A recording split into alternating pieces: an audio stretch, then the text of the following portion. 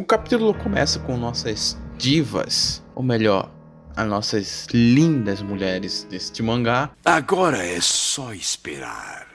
ainda em segurança, onde elas estavam desde o início dessa luta. O mar ele começa a invadir a ilha ferozmente. A Shirk, ela tá tão preocupada com o Guts que ela grita. Ela até se arrisca a cair do alto de um precipício que tá se formando ali, mas de nada adianta, porque o Guts com certeza não vai ouvir os gritos dela perante os sons que os terremotos e a água invadindo a terra ali fazem. Enquanto isso, o Puck, lá do céu, ele consegue presenciar toda a destruição do que um dia foi o seu lar. Árvores sendo destruídas, as colinas se afundando, até pedras caindo, deslizando, desmoronamento. A água invade tudo sem deixar nada inteiro.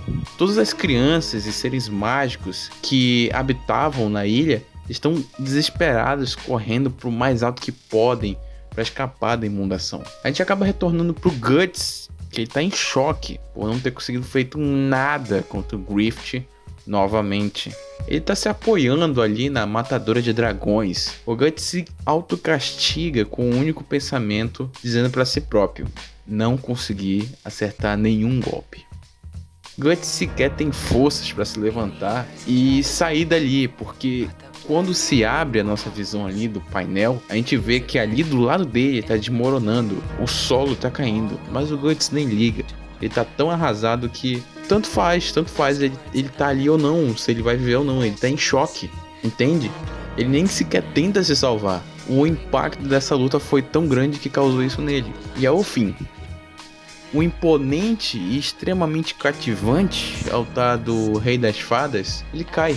O local que salvou a casca sequer vão ter ruínas para contar histórias. A ilha afundou. Enquanto isso, no mar havia vários marinheiros fugindo. A maioria já tinha conseguido subir nos barcos que já tinham içado, graças ao capitão que previu o desastre bem antes. Ele sentiu que ia vir esse desastre no capítulo anterior e já estava se preparando para zarpar. Eles estão desesperados para ajudar os marinheiros que ainda estão em alto mar e as criaturas e crianças que estão fugindo ainda. E a gente consegue ver ali um pedacinho da ilha, bem pequeno, o que sobrou da ilha. Nesse pedaço de terra que tem, a gente vê muitos objetos flutuando ali no local. E tudo aquilo, sabe, a gente vê o semblante no rosto dos personagens, sabe, é um sentimento muito horrível que eles estão sentindo. E isso me faz lembrar, querendo ou não, da tragédia que teve recentemente aqui no Brasil, que foi lá no Rio Grande do Sul. Sei que a obra Berserk é uma ficção, eu não posso comparar a algo que aconteceu na realidade, mas o que aconteceu no nosso mundo, no nosso Brasil, foi impactante, o país inteiro sentiu. Inclusive até a Madonna, que estava aqui esses dias, doou 10 milhões para poder ajudar lá no Rio Grande do Sul. Então todo o Brasil se comoveu. E inclusive eu até mesmo fiquei pensando, né? Porque eu participo de um grupo do Facebook que ele é pessoas com computador ruim.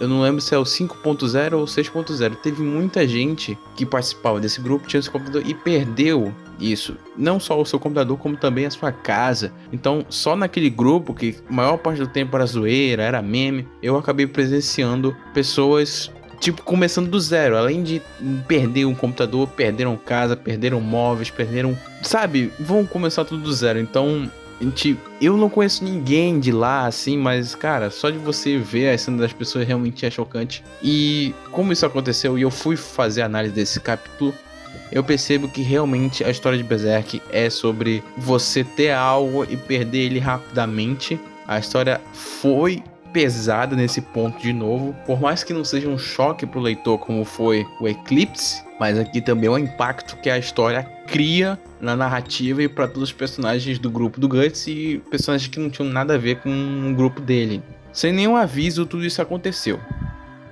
Eu não sei, não fica claro no mangá se houve a morte de alguém, mas eu acho que não houve. E isso é muito bom. Depois de toda essa cena, depois das pessoas estarem reunidas, sem nenhum aviso, o Rei das Fadas toma a decisão de preservar os seus súditos. Esta guerra é perigosa demais. O Rei das Fadas está retornando para o mundo espiritual junto com todo o seu reino. A Isma começa a desaparecer bem na frente do Isídrico, como um certo aranha uma vez fez também. Isma desaparece diante do Lee Cídrico, que não consegue acreditar no que aconteceu, deixando apenas suas roupas para trás. E todos do Reino das Fadas somem do mundo corpóreo, inclusive as sereias. E... Peraí, o que é isso aqui? Isso aqui é o Furry? Fique pelada! Fique pelada, tigresa! E no fim do mangá, a gente tem um Guts ajoelhado perante a luz da lua, sem sequer dizer nada, sem se levantar, ajoelhado, em choque, completamente desolado. E o mangá termina assim.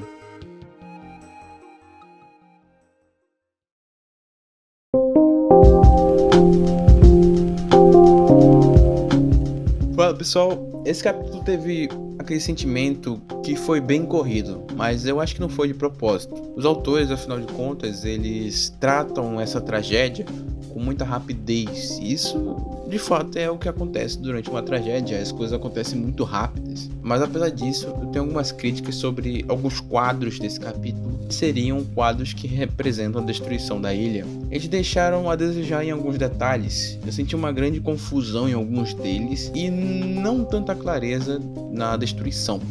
O único quadro que realmente passou aquele sentimento de pancada e destruição foi no Salão do Rei das Fadas.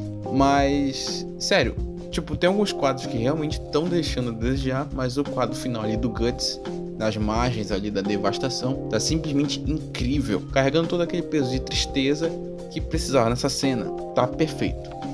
O mangá atualmente está entre esse meio termo, né? Entre ser totalmente agradável e outro deixar a desejar. Mas eu sinto que aqui a gente tá naquela fase que os artistas estão experimentando, estão se adaptando, estão se soltando como desenhar Berserk. Afinal, é a antiga equipe do Kentaro Miura que tá agora completamente sozinha, desenhando tudo.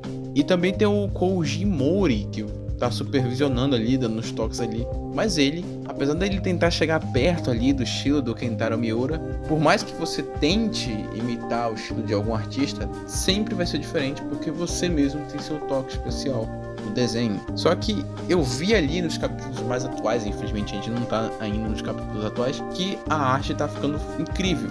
É tudo uma questão de adaptação, deles irem, se adaptando ao ritmo da própria obra, ao ritmo que o Kentaro Miura deixou emplacado na sua obra, na obra de sua vida. Os desenhos são ruins? Não são ruins. Eles só estão ali experimentando ainda porque, cara, 90% do que você via na obra antigamente era o que o Kentaro Miura fazia.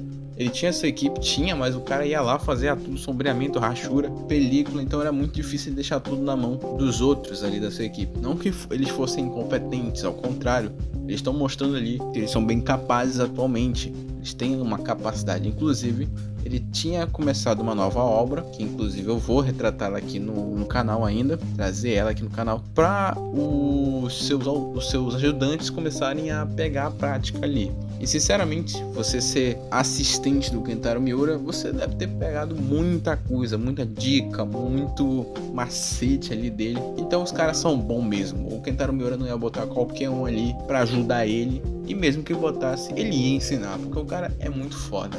Bem pessoal, esse foi a minha crítica ali do último capítulo, né? Último capítulo não, do 369, que eu ainda tô meio longe do último capítulo. Mas obrigado por assistir e espero que vocês fiquem aqui no canal até eu chegar no capítulo mais recente. Abraço pessoal, aqui é o Emblema e até a próxima.